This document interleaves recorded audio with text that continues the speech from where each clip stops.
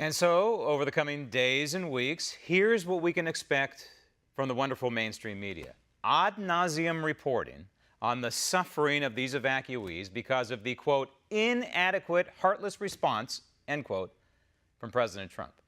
These scripts are being written right now by the mainstream media as I speak. Trust me on this.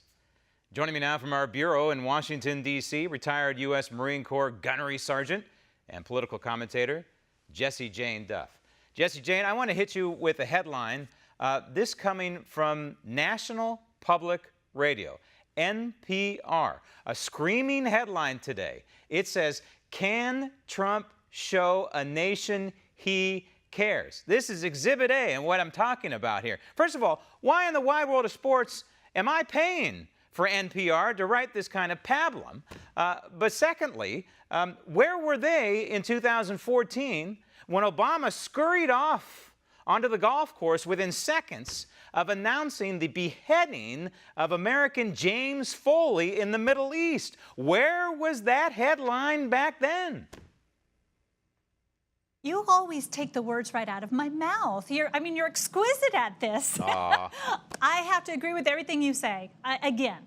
Because the fact of the matter is that President Obama was also playing golf during Hurricane Sandy when 13 people died and over 85,000 people needed federal assistance after that. There seemed to be no reaction from the left-wing media. To have NPR coming out and making a blasphemous statement such as this, knowing darn well that the Louisiana governor, a Democrat, has come out stating that President Trump has been extremely proactive, that FEMA has been proactive, the state of Texas has stated he has been proactive.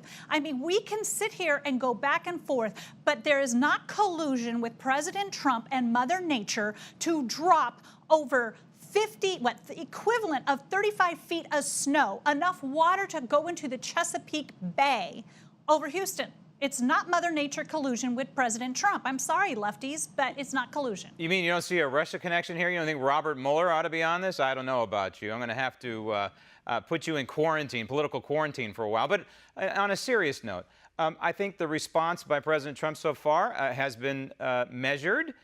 It has been more than adequate. It's been 100% correct. He's touring Texas. He's going to get out of there and then go back again. It's symbolic when the president goes to a region like this, but it's also very important to show that he's on it. And what the mainstream media is dying to do here, Jessie, is to give President Trump this Katrina moment that they, of course, plastered on George W. Bush. That's what they're dying to do here.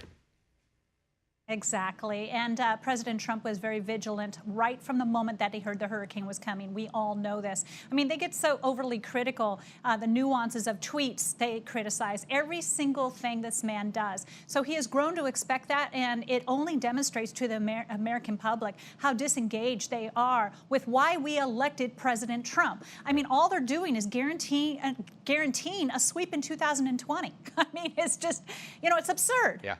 And I want to point out one more thing. Just a side note here, that Houston is a sanctuary city. So remember that when Houstonians, especially the city leadership, is screaming for federal funds. But I want to move on. Sheriff Joe Arpaio, we've addressed it on this program. The move by President Trump to pardon him was 100% correct for multiple reasons. The president was asked about this, and this was his retort. Roll tape. Sheriff Joe is a patriot. Sheriff Joe loves our country. Sheriff Joe protected our borders. And Sheriff Joe was very unfairly treated by the Obama administration, especially right before an election that he would have won.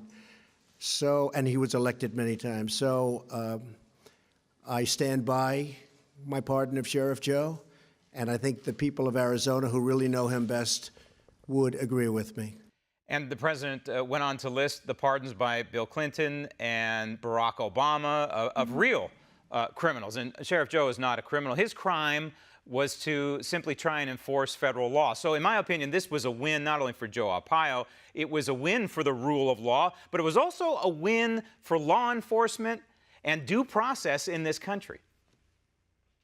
I was stationed in Arizona. I lived in Mesa, Arizona. And Joe Arpaio was sheriff then when I lived there. He was awesome. Everybody knew that he was cracking down on the illegal immigration that festers in Arizona. And the Obama administration blatantly overlooked those federal laws, and he was going to have nothing to do with it. He was reelected 6 times. And as you stated, the Obama administration had pardoned people that had actually caused death.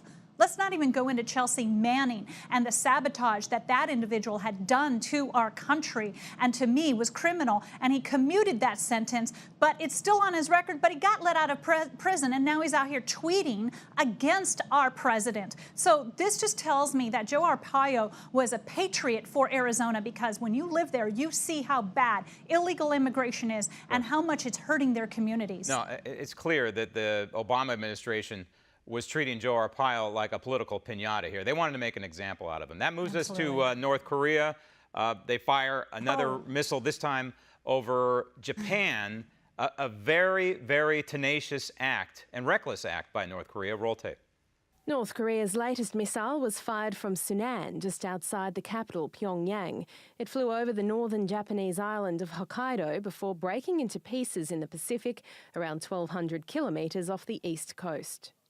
Japan's Prime Minister left little doubt how he felt. The missile, which passed over our nation, represents the greatest and gravest threat to our nation ever. It also is an egregious threat to the peace and stability of the Asia-Pacific region. All right, so the president says all options are on the table, as they should be, but I think we're moving beyond just the diplomatic stage here. I think at some point you have to look at some sort of military, as much as I think that's an abhorrent move.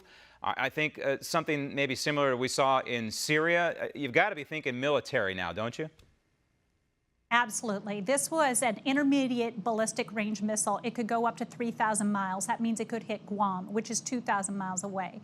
The fact is that Seoul is only 36 miles away. Tokyo's 800 miles away. Kim Jong-un knows exactly what he's doing. He made sure that that missile did not go the direction of the U.S. mainland or the U.S. Guam, and it went over Japan as a tease. His father, in his entire regime, had only launched 17 missiles.